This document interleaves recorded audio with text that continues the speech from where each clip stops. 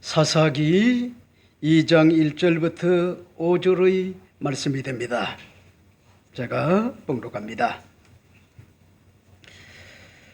야베의 사자가 길갈에서부터 복임으로 올라와 말하되 내가 너희를 애굽에서 올라오게 하여 내가 너희의 조상들에게 맹세한 땅으로 들어가게 하였으며 또 내가 이르기를 내가 너희와 함께 한 언약을 영원히 어기지 아니하리니 너희는 이 땅의 주민과 언약을 맺지 말며 그들의 제단을 헐라하였거늘 너희가 내 목소리를 듣지 아니하였으니 어찌하여 그리하였느냐.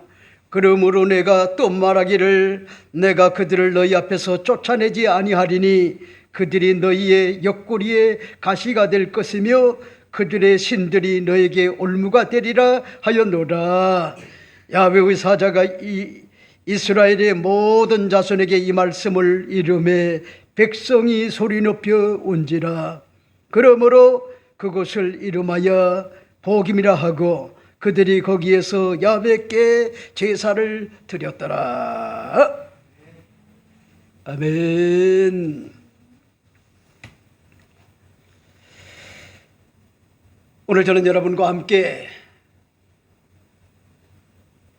사사기 2장 1절부터 5절의 말씀을 가지고 본질을 회복하는 건강한 교회 511번째 말씀을 드리고자 합니다. 제목은 그곳에 이름하여 복임이라 하고 야훼께 제단을 쌓았더라, 이런 제목으로 잠시 말씀을 나누고자 합니다. 여러분들이 잘 아시는 바와 같이 사사시대는 지도자가 없는 것 같은 공백기를 맞이하여 하나님께서 이스라엘 백성들에게 놀라운 것 같은 그런 은혜를 거듭 베풀어 주셨던 것 같은 그런 세대였습니다. 그러나 이스라엘의 백성들은 하나님 말씀을 불순종하고 하나님 말씀과 명령을 무력화시킴으로 말미암아 그 은혜로운 것 같은 시대는 이제 복임의 시대로 바뀌게 되었습니다.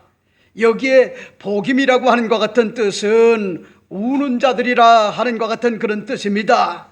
하나님께서 베풀어 주신 것 같은 은혜로운 시대가 그들의 불순종의 거역으로 말미암아 우는 자들의 시대로 바뀌게 되었다 하는 것 같은 그런 사실을 우리가 알 수가 있습니다.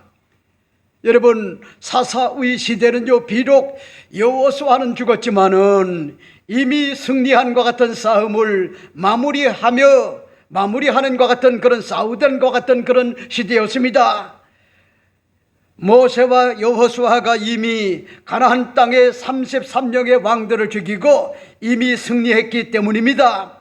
이제 이스라엘은 각자 자신들에게 분배된 땅으로 가서 그들 한 사람 한 사람이 여호수아와 갈렙이 되어 승리한 것 같은 싸움을 싸워 땅을 차지하기만 하면, 순종하기만 하면은 되었던 겁니다. 그런데 이스라엘 백성들은 하나님의 명령에 온전히 순종하지 않고 적당하게 세속과 야합을 하고 우상 문화와 타협을 하고 그저 적당하게 살자고 그렇게 생각을 했기 때문에 하나님의 명령과 하나님의 말씀을 이제 불순종을 하게 됩니다.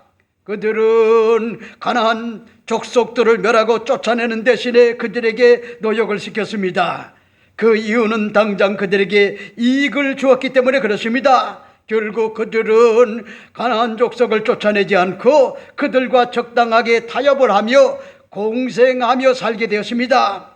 그런데 그러한 것 같은 불순종으로 말미암아 오늘 사사기 2장 본문에 보면은 야훼의 사자가 길갈에서부터 복임으로 급히 올라와 망하게 될 그들을 책망을 하고 경고하는 것 같은 그런 내용이 오늘 본문의 말씀의 내용입니다. 이렇기 때문에 오늘 본문을 여러분이 잘 보세요. 그들이 자신들의 현 주소를 깨닫고 그곳의 이름을 복임이라 하였고 야훼 하나님 앞에 제사를 드렸음을 밝힌 것 같은 내용이 오늘 1절부터 5절에 기록된 것과 같은 그런 내용이죠. 여러분, 하나님의 종 모세는 새로운과 같은 광야 세대가 가나안 땅에 들어가게 되면은 어떠한 과 같은 긍휼을 베풀지 말고 그 땅의 거민들을 진멸할 것을요 강력하게 명령을 했습니다.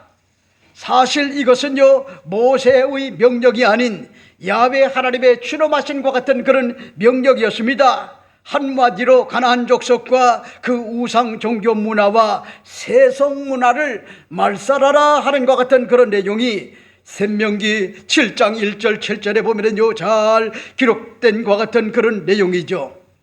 여러분, 모세는요 이스라엘 자손들을 가나안 땅에 들어가게 하시는 것 같은 이의 주체가 야훼 하나님을요 강조를 했어요.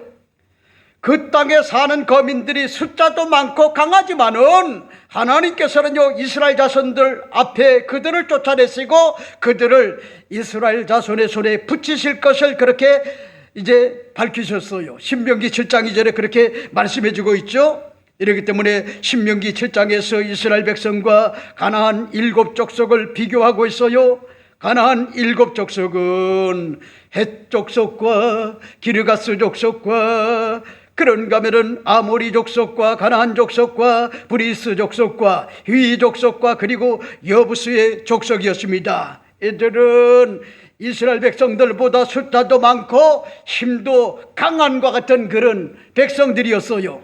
모세는 이 가나안 7족의 특징을 두 가지로 설명을 합니다. 그 첫째는 가나안 7족은 우상 숭배하는 것 같은 백성들인데 바알과 아세라 목상과 조각한 것 같은 우상을 섬기는 것 같은 그런 우상 문화에 짜던 것 같은 그런 백성이었다. 성경은 그렇게 이야기를 합니다.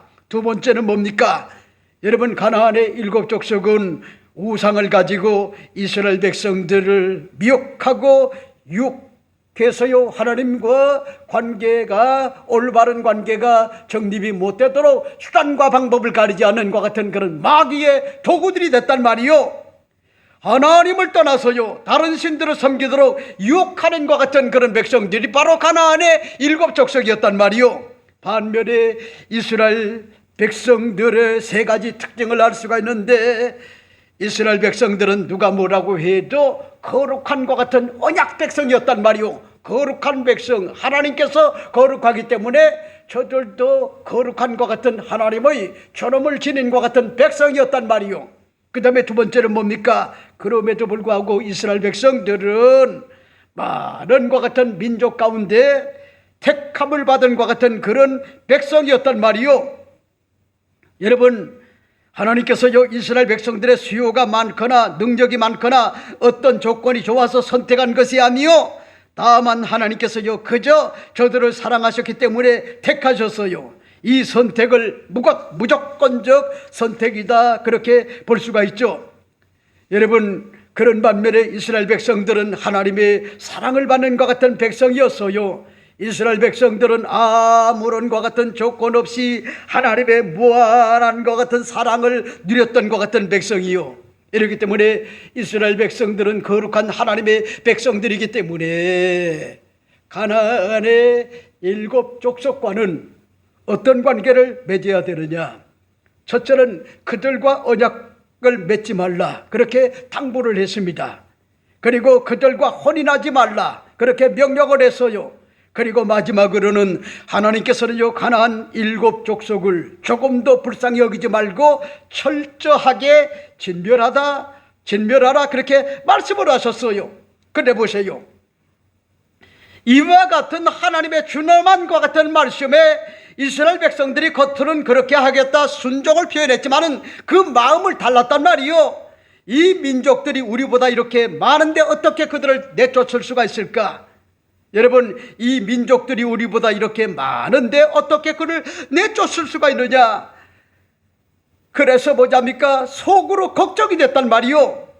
여러분, 이러기 때문에 오늘 이 본문의 말씀은요, 여러분 우리가 살펴보기 전에 사사기 1장에 기록된 것 같은 9지파 요단 서편에서 성읍들과 마을들을 기업으로 받은 것 같은 유다 지파를 비롯하여 9지파가 똑같은 것 같은 공통적 어떤 것 같은 특징이 있는데, 아주 놀라운 것 같은 특징이 있어요. 다 쫓아내지 않았다. 그리고 그들을 노역으로 삼았다. 여러분, 이게 바로 우라통이 터지게 그렇게 보자니까 만들었단 말이요. 누가 우라통이 터졌을까요? 하나님이 보자니까 저들의 행태에 대하여 우라통이 터졌단 말이요. 여러분, 이유가 뭐냐?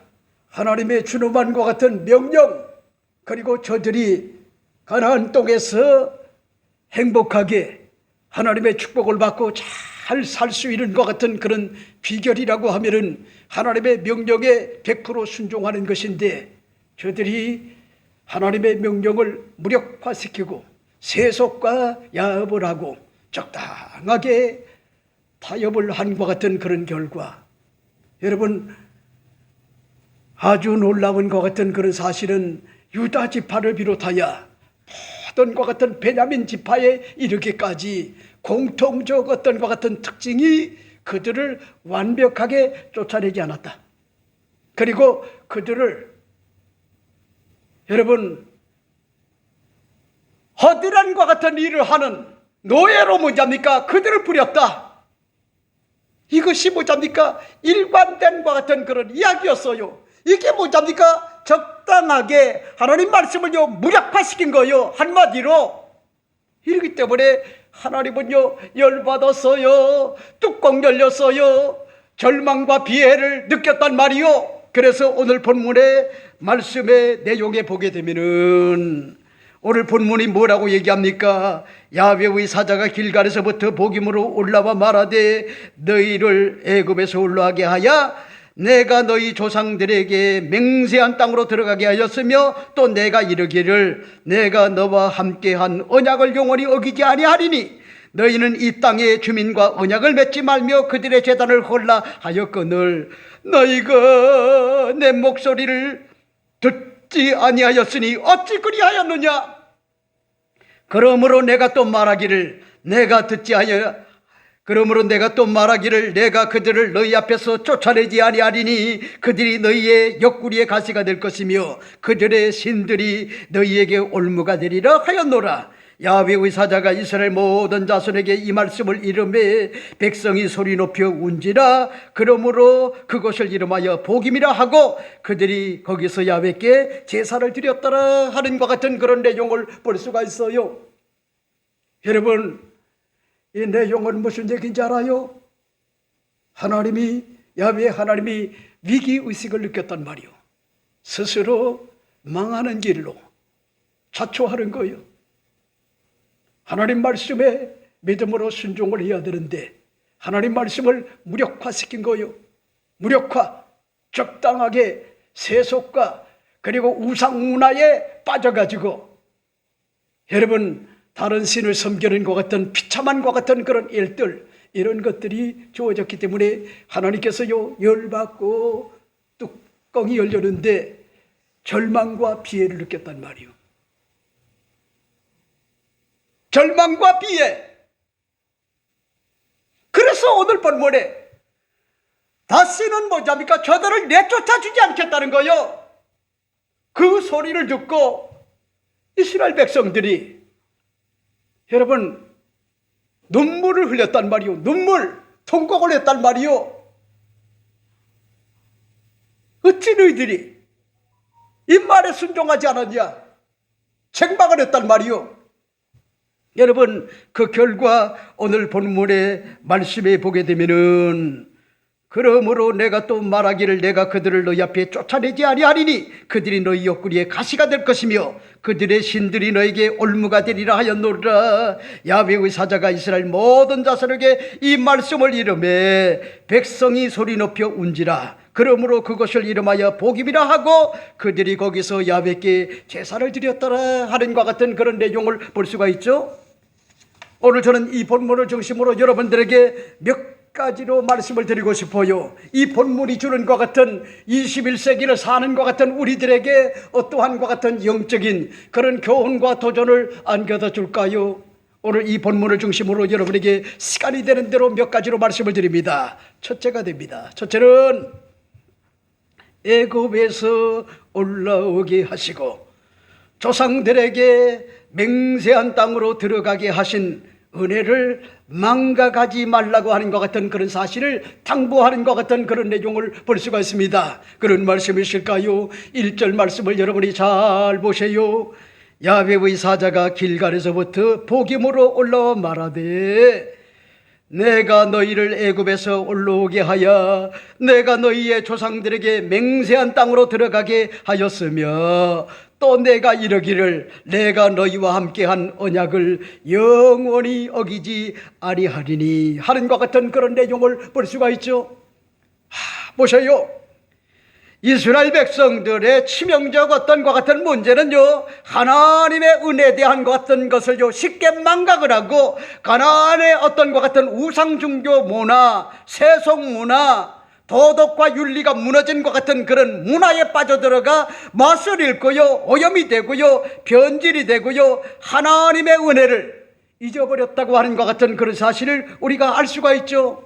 이렇기 때문에 오늘 본문을 여러분이 잘 보세요. 야훼의 사자가 길갈에서부터 복임으로 올라와 말하되 라고 하는 것 같은 그런 말씀을 볼 수가 있어요. 여러분 무슨 얘기죠? 여러분 이러다가 안 되겠다 그래서 속전속결로 길갈에 머물고 있던 것 같은 야훼의 사자가 복임으로 올라왔단 말이요. 복임. 다시 말씀을 드린다면 하나님의 집이 있는 것 같은 그런 베델이라고 하는 것 같은 그런 곳으로 올라왔다는 거예요. 베델. 이 복임이라고 하는 것 같은 말은 여러분 다른 성경에 보게 되면요 베델로 그렇게 기록이 되어 있어요. 베델. 그러니까 보세요. 여러분 야훼의 사자는요 시급성과 긴급성을 가지고 길갈에서부터 복임으로 올라와 하나님의 뜻을 전하였던 거예요. 지체하지 않고 그들이 자신의 현 주소를 깨닫고 지금이라도 돌이키기를 소망하는 것 같은 심정으로 야훼 하나님의 뜻을 전달하고자 속전속결로 그들에게 여러분 다가왔다는 거요. 다가왔다는 거요. 그러니까 하나님께서요 하나님의 명령을 전달을 받은 것 같은 야훼의 천사, 야훼의 사자 아니면은 여러분 오늘 본문에 보면은 내가라고 하는 것 같은 그런 내용을 볼 수가 있는 것처럼 하나님의 사자는 삼위일체가 되시는 성부 하나님과 성자 예수님과 보혜사 성령을 가리키는 것 같은 말이다 해도 과언이 아니요. 과언이 아니요. 근데 보세요. 오늘 본문에 강조한 것 같은 내용이 있어요. 내가 너희를 애굽에서 올라오게 하여 조상들에게 맹세한 땅으로 들어가게 하였으며 오늘 1절에 그렇게 말씀해 주고 있잖아요. 내가 너희를 애굽에서 올라오게 하여 내가 너희의 조상들에게 맹세한 땅으로 들어가게 하였으니 야훼의 사자가 긴급하게 지적한 것 같은 내용이 뭡니까? 출애굽의 사건이 아닙니까? 그들은 소망이 없던 것 같은 자들이 아닙니까? 애굽에 430년 동안 노예 생활을 했던 것 같은 그런 자들이 아닙니까?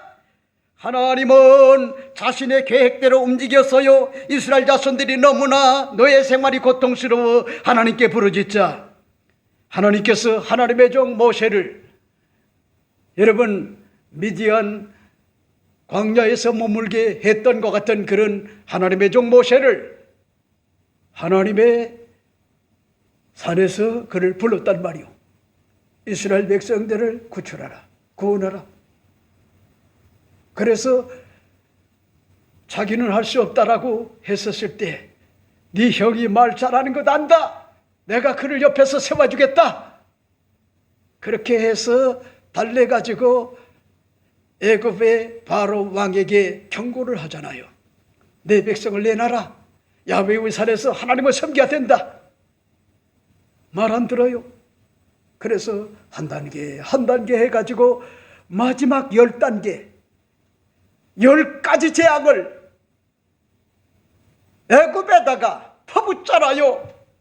결국은 이 바로 왕이요 100기를 들게 돼요. 100기. 마지막 장자의 재앙이 여러분 그들을 무너지게 했단 말이요. 바로 왕이요 100기를 들게 만들었단 말이요. 그래 보세요. 여러분 이제 하나님의 때가 다가왔기 때문에 아브람과 이삭과 야곱에게 12지파에게 약속한 것 같은 가나안 땅을, 조상들에게 약속한 것 같은 땅을 저세계 모야야 맹세한 땅으로 들어가게 야훼 하나님이 저들에게 하나님의 은혜를 베풀어 줬다는 거야. 근데 그거를 지금요 이스라엘 자손들은 망각을 하고 있다는 거예요. 망각. 그래서 오늘 본문에 보세요. 또 내가 이르기를 내가 너희와 함께한 언약을 영원히 어기지 아니하리니 하는 것 같은 그런 말씀을 1절에서 볼 수가 있죠. 야훼의 사자가 이런 말은 야훼 하나님이 너희와 함께한 언약을 영원히 어기지 아니할 것임을 언급하고 있지 않습니까? 이 말은요 약속에 대한 것 같은 야훼 하나님의 아주 신실성을 보여주는 것 같은 그런 내용이고, 하나님의 약속은 불변이다. 또한 상황과 환경이 어찌하든 간에 하나님의 약속은 반드시 신실하게 지킨다고 하는 것 같은 그런 내용을 이야기하는 것 아닙니까? 그러니까 보세요. 제가 이 목회 40여 년을 넘게 하면서요 느낀 것이 있어요. 직분자들 가운데 보면은 신실한 것 같은 그런 자들이 있어요. 한마디로 처음 시작도 과정도 그리고 마무리도 아름다운 것 같은 그런 사람이 있고, 그런가 하면은 처심의 마음을 변치 않고 자기가 서운하고 말했던 것 같은 부분들을 반드시 지키려고 몸부림을 치는 것 같은 그런 분들이 있는 반면에, 여러분 어떤 사람은 작심삼일이라고 수단과 방법을 가리지 않고 약속을 했음에도 불구하고 그 약속을 뒤집어요. 이스라엘 지파의 자손들이 그랬다는 거요. 그들이 그럼에도 불구하고 하나님은 뭐합니까? 자신이 저들과 약속한 것 같은 언약, 이것은요 불변이라는 거요. 상황에 따라서 환경에 따라서 달라지지 않는다는 거요. 변함이 없다는 거요. 이걸 지금 밝히고 있단 말이요. 그러니까 뭐요? 애굽에서 10가지 재앙을 통하여 살아남은 것 같은 우리들이 은금 폐물을 가지고 홍해를 건너고 광야 40년 동안 만나와 메추라기를 먹으면서 광야 생활을 했고, 그리고 드디어 33명의 왕들을 죽이고 젖과 꿀이 흐른 것 같은 가나안의 7족속을 멸하는 것 같은 그런 일과 성읍들과 마을들을 땅으로 기업으로 분배를 받을 수 있었던 것이, 전쟁에서 승리할 수 있었던 모든 것 같은 요건은 하나님의 은혜였구나. 하나님의 은혜. 수요가 많은 것도 아니고 전쟁에 능한 것도 아니라 하나님께서 싸워줬구나. 하나님이 이기게 만들어줬구나. 하나님의 은혜였구나. 이 사실을 망각하지 말아야 되는데, 오늘 본문에 뭐냐니까? 야훼의 사자가 길갈에서부터 복임으로 올라와 가지고 지금 밝힌 것 같은 내용이, 이스라엘 자손들이 여러분 하나님 말씀을 무력화시키고 그런가 하면요 배은망덕했다고 하는 것 같은 사실을 지적하고자 하는 내용이 아닙니까? 그 다음에 두 번째는 뭘까요? 두 번째 여러분에게 말씀을 드리고 싶은 것이 야훼의 목소리를 청종하고 순종하는 것 같은 그런 삶이 되어야 된다 하는 것 같은 그런 사실을 여러분에게 말씀을 드리고 싶어요. 그런 말씀이실까요? 오늘 2절 말씀을 보세요. 너희는 이 땅의 주민과 언약을 맺지 말며 그들의 제단을 헐라 하였거늘 너희가 내 목소리를 듣지 아니하였으니 어찌하여 그리하였느냐. 이렇게 알고 있단 말이요. 여러분, 야훼 하나님은요, 언약 백성인과 같은 이스라엘 백성들에게 신신당부한 것이 있어요. 가나안 땅에 들어가면은 하나님의 언약 백성의 자존심을 잊어버리지 말고 하나님이 거룩하신 존재인 것처럼 당당하게 거룩한 강자로 살아 하나님께 영광을 돌리고 기죽지 말고 쪽팔리게 살지 말고 당당하게 용기를 가지고 믿음을 가지고 살기를 소망을 했던 거요. 그럼에도 불구하고 처참하게 하나님의 기대와 하나님의 꿈을 이스라엘 자손들이요 저버리고 말았어요. 오늘 본문을 여러분이 보세요. 너희는 이 땅의 주민과 언약을 맺지 말라는 거요. 언약을 맺지 말라. 요단 서편과 요단 동편의 이스라엘 자손들에게 모세를 통하여 여호수아를 통하여 귀가 아프도록 말씀하신 것 같은 명령이 아닙니까? 가나안의 원주민들과 어떤 언약도 맺지 말라. 어떤 언약도 맺지 말라. 헛수고가 된다. 헛발질이 된다. 하나님 뜻대로 살아라. 말씀대로 살아라. 하나님의 불변한과 같은 언약을 항상 기억하고 성막을 주신 하나님, 율법을 그들에게 주신 이 하나님의 은혜를 깨닫고 가나안 7 족속과 어떤 것 같은 언약도 맺지 말라는 거예요. 그리고 또 뭐라고 얘기합니까? 그들의 제단을 헐라하였거늘. 여러분, 가나안 땅에 있었던 것 같은 우상들은요, 어떤 우상인지 압니까? 바알과 아세라 목상을 섬기는 우상들이었어요. 바알과 아세라 목상들, 그리고 여러분 형체를 만들어 가지고 그걸 섬겼단 말이요. 그러니 그런 신들을 섬기는 사람들이 어떻게 윤리가 있고요 도덕이 있겠어요? 여러분, 예수 믿는 것 같은 그리스도인들은 윤리가 궁극적 목적은 아니지만은 윤리적으로 살아요. 도덕적으로 살아요. 하나님 뜻대로 살아요. 깨끗하게 산단 말이요. 정직하게 살아요. 상황에 따라서 뭐잡니까? 가변적인 것 같은 그런 삶을 살지 않아요. 우직하게 미련하게도 뭐잡니까? 여러분, 우직하게 하나님 말씀만 부여잡고 산단 말이요. 근데 보세요. 그들의 제단을 헐라고요. 하나님께서요 신명기 7장 2절 7절 그 말씀에 그토록 그렇게 당부를 했음에도 불구하고 오늘 본문에 보세요. 너희가 내 목소리를 듣지 아니하였으니 어찌 그리하였느냐? 하나님의 주러만방 명령, 하나님이 그렇게도 당부했던 것 같은 명령, 여러분 그 기대를 산산조각 내고 말았단 말이요. 듣지 않았다는 거요. 거역을 했다는 거요. 불순종했다는 거요. 원망을 했다는 거요. 불평을 했다는 거요. 짜증을 냈다는 거요. 신경질적으로 반응했다는 거요. 여러분, 그러니 보세요. 얼마나 하나님께서 답답했던지 야훼의 사자가 길갈에서부터 복임으로 다가와 가지고 그들을 지금 죄를 지적하는 것 아닙니까? 책망하는 거 아니요? 여러분, 오늘 교인들은요, 직분자들은 담임 목사가 영적으로 올곧게 살고 정도를 살아야 된다. 그래서 호되게 나무라고 책망을 하게 되면은 싫어해요. 어떤 사람 막 대들어요. 어떤 사람은 제가 오늘 눈이 좀 와가지고 미끄럽기 때문에 택시를 타고 오는데 이 기사님이 혹시 목사님 아니세요?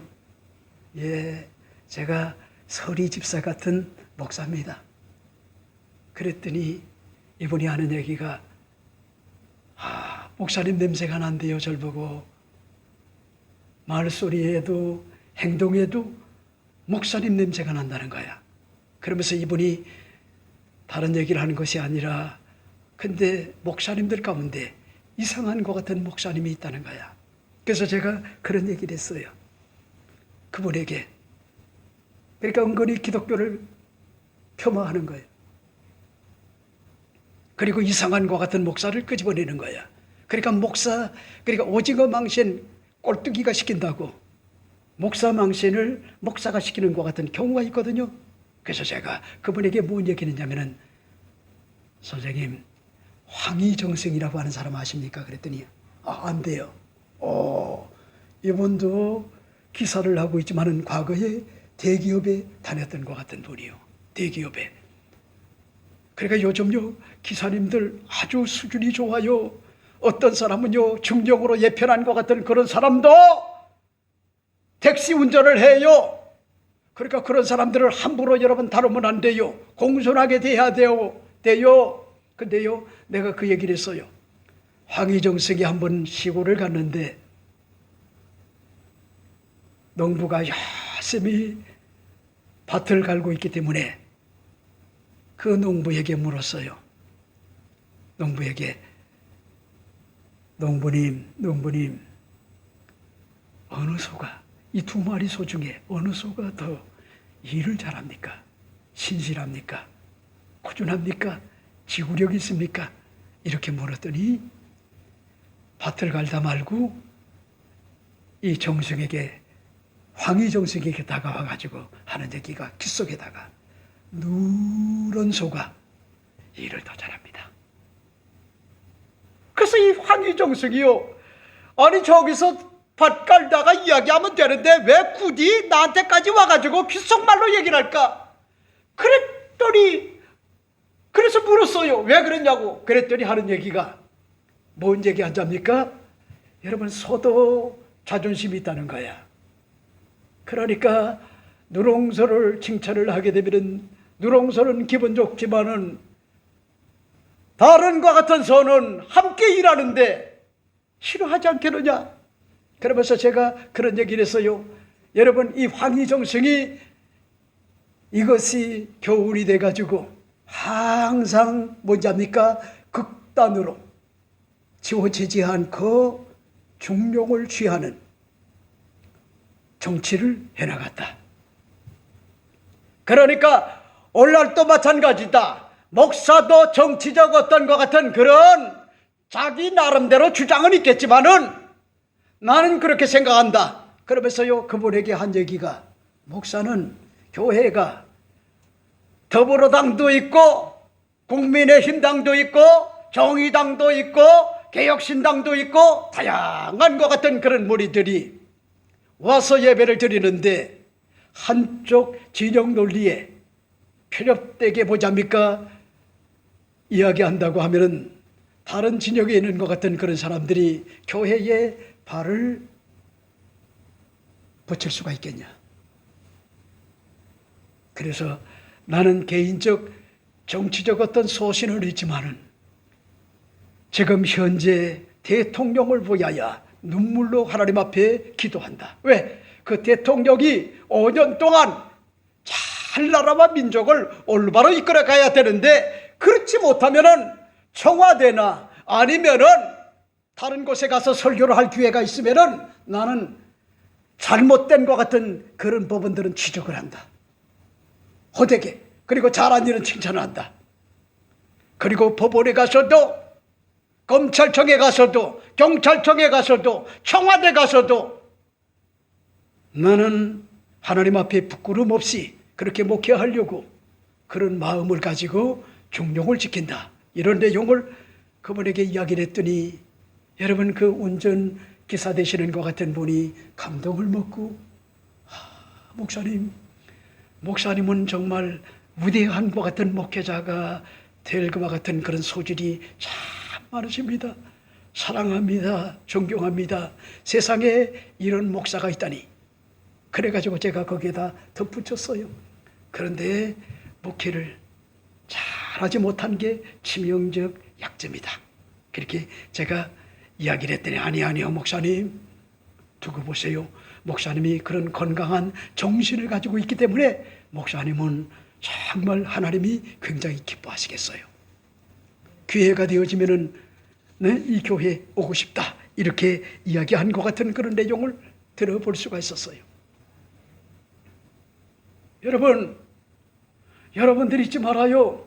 여러분들의 그저 눈치나 살피고 바른 말을 하지 못하고 정도로 걸어가라. 하나님 말씀에 청정해라. 창조 순리에 순응해라.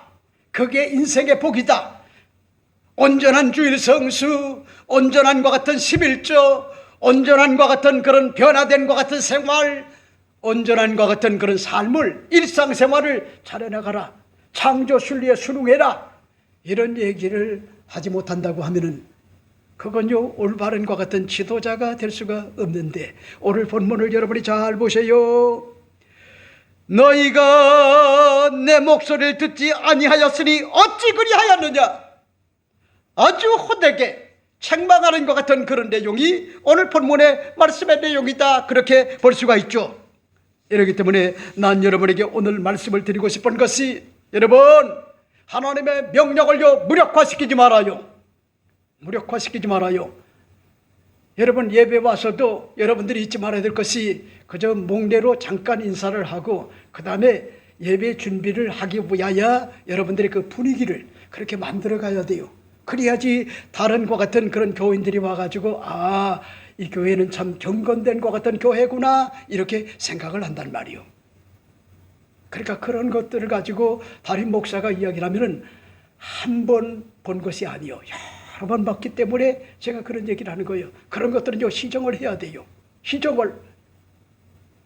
쓴소리라도 시정을 촉구해야 돼요. 시정을. 그러니까 그런 것들이요, 아니 꺾고 더럽고 메스꺼 오면은 그건 어쩔 수가 없어요. 지금 오늘 본문에 보세요. 너희가 내 목소리를 듣지 아니하시니 어찌 그리하였느냐. 하나님 말씀을요 무력화시켰다는 얘기 아니요, 무력화. 자, 그 다음에 세 번째는 뭘까? 세 번째 여러분에게 말씀을 드리고 싶은 것이, 세상과의 야합의 결과가 자업자득으로 옆구리의 가시로 다가온다고 하는 것 같은 그런 사실을 밝히고 있죠. 그런 말씀이실까요? 오늘 본문을 여러분이 잘 보세요. 그러므로 내가 또 말하기를, 내가 그들을 너희 앞에 쫓아내지 아니하리니 그들이 너희의 옆구리에 가시가 될 것이며 그들의 신들이 너희에게 올무가 되리라 하였노라 하는 것 같은 그런 내용을 볼 수가 있죠. 여러분, 여기에 보세요. 거듭거듭 강조한 게 뭐요? 내가 또 말하기를. 그러니까 야훼의 사자는, 여러분, 하나님의 명령을 하다를 받고요, 지금 전하려고 오는 것 같은 하나님의 사자로 보이지만은 여기에 내가라 그랬잖아요. 내가 하나님 자신을 얘기하잖아요. 그죠? 야훼 자신을 얘기하는 건 아닙니까? 그래서 오늘 본문에 보세요. 내가 또 말하기를, 거듭 신명기를 비롯하여 모세오경에 그토록 뭐잡니까? 밝혔단 말이요. 내가 말하기를, 내가 그들을 너희 앞에 쫓아내지 아니니. 이야, 보세요. 이제 뭐잡니까? 말씀을 무력화한 것 같은 결과가 어떻게 될 것인가 지금 밝히는 것 같은 내용이 오늘 본문의 말씀인데, 그게 뭐죠? 아주 충격적인 것 같은 내용이죠. 내가 또 말하기를, 내가 그들을 너희 앞에 쫓아내지 아니하리니. 여러분, 무서운 얘기 아니요? 그러니까 그들이 잘나가지고 전쟁에 능해가지고 33명의 가나안 족속의 왕들을 뭐냐니까 죽이고 가나안 땅을 차지한 게 아니라는 것 아니요? 야훼 하나님이 뭐냐니까 순간순간 기적을 베풀어 주시고 이적을 베풀어 주시고 그들과 싸워줬기 때문에 그들이 승리할 수가 있었던 거요. 그럼에도 불구하고요, 그들은요 하나님의 은혜를 망각을 했단 말이요. 하나님의 은혜를 망각했단 말이요. 그래서 지금 밝힌 내용이 뭐요? 자업자득으로 뭐냐니까 결국은 뭐냐? 내가 그들을 너희 앞에서 쫓아내지 아니하리니. 여러분, 이 내용은요 굉장히 충격적인 것 같은 그런 내용이라는 거예요. 여러분, 주 떠나가시면은 내 생명 헛되네 찬송이 있잖아요. 그러니까 여러분들이 잊지 말아요. 2024년은 하나님 뜻대로 살리라, 말씀대로 살리라, 창조 순리에 순응하며 인생을 살리라. 창조 순리에 역행하게 되면 저주가 되고 창조 순리에 순응하는 것 같은 그런 삶이 하나님의 축복을 받는 길이다. 이 사실을 깨닫고 하나님 말씀을 여러분 무력화시키지 않고 그 말씀에 거룩한 것 같은 믿음을 가지고 순종하는 것 같은 삶을 살아야 되는데, 그렇게 살지 않게 되면 결국은 우리 인생에게 화가 다가온단 말이요. 자업자득으로. 하나님께서 여러분을 싸워주지 않으면 그들은요 아무것도 아니요. 저는 나이가 들어가면서요 점점 내가 한 건 없구나, 하나님의 은혜였구나, 하나님께서 이끌어줬구나. 여러분 그런 사실을요 느끼지 않을 수가 없단 말이요. 내가 한 게 없어요. 그저 나는 뭐잡니까? 눈물로 기도했을 뿐이요 마음을 조이고. 여러분들이 제 속마음을 압니까? 여러분은 11조가 떨어져도 상관관계가 없죠. 여러분 김창권 목사는요 그렇지 않아요. 교회라고 하는 것이 이상만이 아니고 지극한과 같은 현실이란 말이요. 근데 보세요, 여러 변수들이 있단 말이요. 꾸준하게 했던 것 같은 그런 사람도 떨어진단 말이요. 인색해가지고 아니면은 생활이 어려워가지고. 그러니 그 어떻게 해요? 강요할 수가 없잖아요. 여러분 목사의 가슴앓이를 여러분들이 진짜 몰라요. 진짜 몰라요. 이상만이 아니요 지극한 현실이란 말이요. 그럴 때는요 속이 터져요. 마음이 조급해요. 아 이제 끝나는구나. 여러분 근데 보세요, 이스라엘 백성들은 자기들이 잘나가지고 여지껏 승리한 줄 그렇게 착각을 했단 말이요. 착각. 그래서 오늘 본문에 보세요, 그 착각한 것 같은 결과가 뭐냐? 그들이 너희 옆구리에 가시가 될 것이며. 오늘 3절에 그렇게 말씀해 주고 있잖아요. 가시가 된다는 거요. 여러분 산에 갔다가요 솔방울이나 아니면은 가시에 찔려보세요. 얼마나 아픈지 압니까? 몸살 나요. 가나안의 7 족속을 완벽하게 쫓아내야지 그게 후활이 되지 않는데 그걸 가볍게 여기다가 그런 것들이 뭐냐입니까? 결국은 가시가 된다는 거예요. 가시. 그 다음에 또 보세요, 그들의 신들이 너희에게 올무가 되리라. 오늘 3절에 그렇게 말씀해 주고 있잖아요. 그들의 신들이, 그러니까 바알과 아세라 목상을 비롯하여 그들이 자신들이 편리한 대로 섬기는 것 같은 그런 어떤 형상을 만들어 가지고 그게 하나님이다, 바알이다, 아세라 목상이다, 이런 것들이 결국은 이스라엘 자손들에게는 뭐가 되느냐면은 올무가 된다는 거예요. 여러분 나는 여러분에게 오늘 말씀을 드리고 싶은 것이 정말 창조 순리에 순응하는 것이 인생의 복이구나. 이걸 여러분들이 잊지 말아요. 여러분들이 아무리 잔머리를 굴려봐야 영적으로 뭐냐입니까? 바르지 못한 것 같은 삶을 살아봐야 여러분들에게 유익이 없어요. 그저 제가 이렇게 보면은 잔머리가 너무 심해요. 초심의 마음이 없어요. 종교적 괴물이 됐어요. 하나님을 이야기하면서도 하나님이 살아계시지 않아요. 엎드려 기도하면서도 응답을 사모하지 않는단 말이요. 어떡하다가 여러분들이 그렇게 됐어요. 이거 보통 문제가 아니잖아요. 그러니까 위험한 것이 있어요. 여러분 태중에서부터 모태로부터 부모로부터 신앙 문화를 접한 것 같은 사람이 주님과의 인격적 만남이 없고 하나님의 은혜를 체험하지 못하고 십자가의 은혜를 체험하지 못하게 되면요, 인격적 만남이 없기 때문에 그 사람은요 형식적 무선적인 것 같은 종교인으로 전락을 하고 말아요. 여러분 그런 사람은 천국 못 가요. 살아있는 것 같은 믿음을 가지고 십자가 튼튼히 부여잡고 하나님 말씀 부여잡고 하나님의 뜻대로 살아야 되는데 형식적 무선적 가중한과 같은 그런 어떤 종교인이 돼버리고 말았단 말이요. 종교가 구원을 주는 게 아니요. 그러니까 오늘 그런 사람들이 허다하단 말이요. 여러분, 그들의 신들이 너희의 올무가 되리라. 자, 마지막 네 번째가 뭘까? 네 번째 말씀을 드리고 싶은 것이 그곳에 이름하여 복임이라 하고 거기서 야훼께 제사를 드렸더라 하는 것 같은 그런 내용을 볼 수가 있죠. 4절부터 5절 말씀을 여러분들이 보세요. 야훼의 사자가 이스라엘의 모든 자손에게 이 말씀을 이르매 백성이 소리 높여 운지라. 그러므로 그것을 이름하여 복임이라 하고 그들이 거기에서 야훼께 제사를 드렸더라 하는 것 같은 그런 내용을 볼 수가 있죠. 여러분 보세요. 야훼 사자가 이스라엘의 모든 것 같은 자손들에게 이렇게 뭐잡니까? 경고를 하고요, 책망을 했단 말이요. 다시는 너희들과 싸워주지 않겠다. 그리고 저들이 가시가 될 것이고 저들의 우상이 너희들에게 사사건건 올무가 돼가지고 너희들을 괴롭히게 될 것이다. 여러분, 그렇게 경고를 하고 난 다음에 오늘 본문에 보니까 그곳에 이름하여 복임이라 하고 거기서 야훼께 제사를 드렸더라.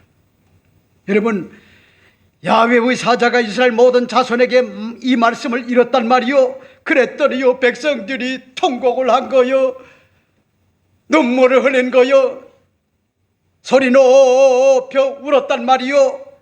그러자 여러분, 그러므로 그곳의 이름하여 복임이라 하고 그들이 거기서 야훼께 제사를 드렸더라 하는 것 같은 그런 내용을 볼 수가 있죠. 여러분, 무슨 얘기죠? 여러분, 길갈의 영광스러운 것 같은 하나님의 은혜의 시대가 사라지고 자업자득으로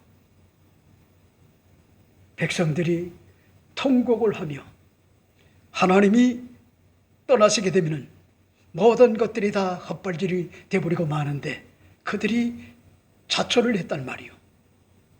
자초를. 그랬더니 그들이 소리 높여 울었다는 거요. 그래서 뭐잡니까? 그곳을 이름하여 복임이라 하고 그들이 거기에서 야훼께 제사를 드렸더라. 여러분, 무슨 얘기죠? 그러니까 베델이라고 하는 것이 하나님의 집이 아닙니까? 하나님의 집. 야곱이 하나님을 만나고요, 하나님의 신령함과 같은 은혜를 체험을 하고 바담 아람으로 가가지고 거부가 돼가지고 돌아온 것 같은 베델이 아닙니까? 제단을 쌓았던 곳 아니요? 근데 보세요, 그 이후로부터 그 베델이 뭐가 되느냐? 복임이라. 왜? 여러분, 주님이 저들과 싸워주지 않겠다는 거예요. 그리고 가시가 되고요, 그리고 올무가 되겠다고 그렇게 밝히자 그들이 통곡을 했단 말이요. 소리 높여 울었단 말이요.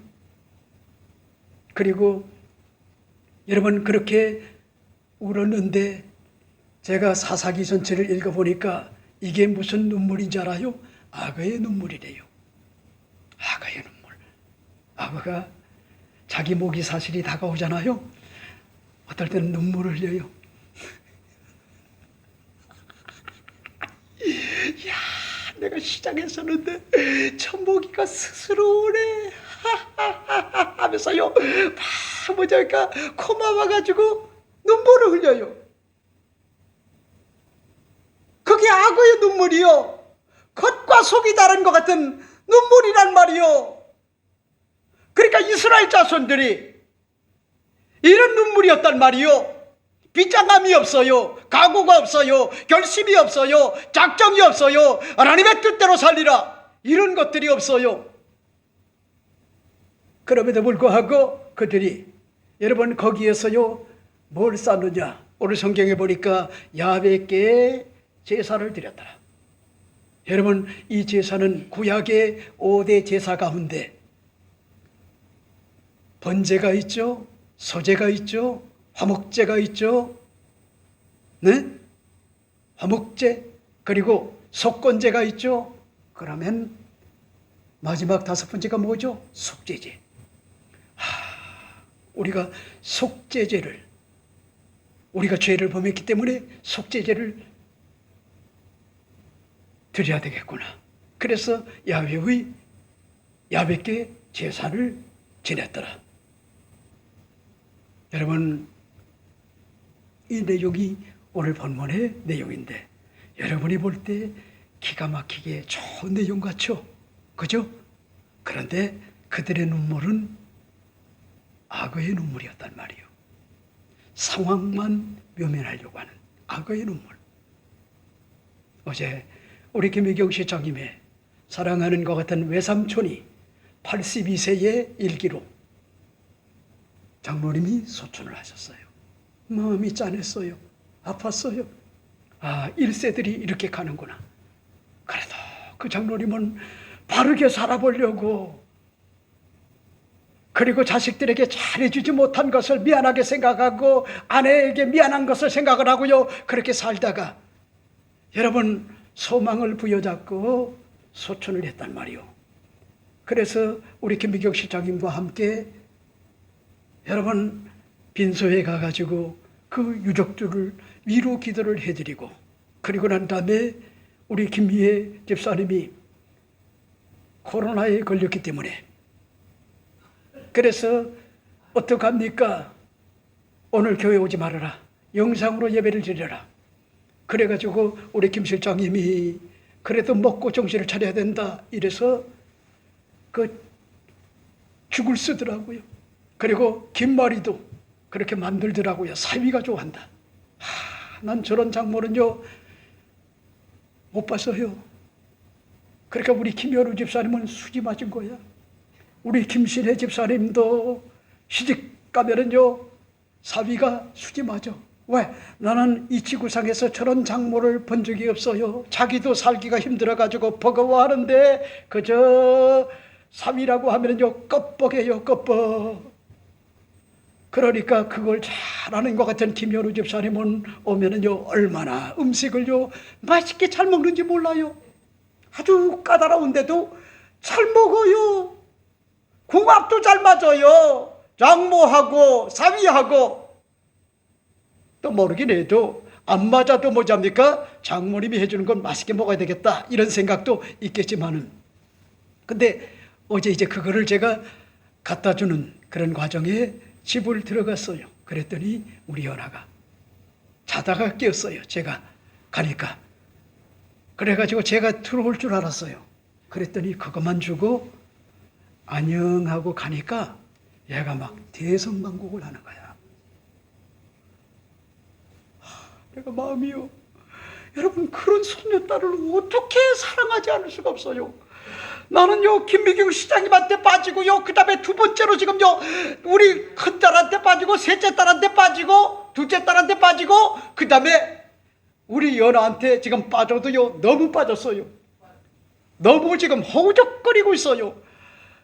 그 눈물은요 가식 없이 진실된 눈물이요. 할아버지 가지 말라는 거야. 할아버지 나 하나 달라는 거야. 아빠도 좋고 엄마도 좋지만 할아버지도 좋아. 할아버지 가지 마세요. 가지 마세요. 왜? 할아버지는 언제나 뭐잡니까? 그럼에도 불구하고 연하를 사랑하거든요. 허용적이거든요. 우리 김신혜 집사님은 또 원장님 기질이 있어가지고 또 아닌 건 아니거든요. 나는 무조건 허용적이니까 좋아하는 거야. 근데 우리 연하는요 악어의 눈물이 아니에요. 진실된 눈물이요. 진실된 눈물. 그런데 여러분들이 사사기를 읽어보면은 이스라엘 백성들의 통곡과 눈물은 악어의 눈물이었다. 네, 이 사실을 밝혀주는 것 같은 내용이 오늘 이 본문의 내용이다. 이러므로 오늘 저는 여러분에게 말씀을 드리고 싶은 것이, 애굽에서 올라오게 하시고 조상들에게 맹세한 땅으로 들어가게 하신 그 은혜를 망각해서는 안 된다. 모든 게 다 하나님의 은혜다. 그리고 야훼의 목소리를 청종하고 거룩한 믿음으로 순종을 하는 것, 그 다음에 세 번째가 뭐요? 세상과의 야합의 결과가 잡자득으로 옆구리의 가시로 다가온다. 올무로 다가온다. 마지막 네 번째가 뭐죠? 그곳에 이름하여 복임이라 하고 거기서 야훼께 제사를 드렸다. 그러니까 악어의 어떤과 같은 그런 눈물, 이런 것이 아니라 인격적 눈물, 비장한 각오의 그런 눈물, 그리고 야훼 하나님 앞에 올고전과 같은 그런 예배를 드리면 얼마나 좋을까, 이런 생각을 하면서 여러분들이 2024년도야말로 이런 비장한 것 같은 각오와 결심을 가지고 다스리고 정복할 뿐만 아니라 이 땅에 살면서도 영혼이 잘됨같이 범사가 잘되고 강건한 하늘의 복을 받는 거룩한 것 같은 강자로 살아가는 것 같은 이 한 해가 꼭 되셔서 하나님께 영광을 돌리게 되시기를 바랍니다. 기도하겠습니다.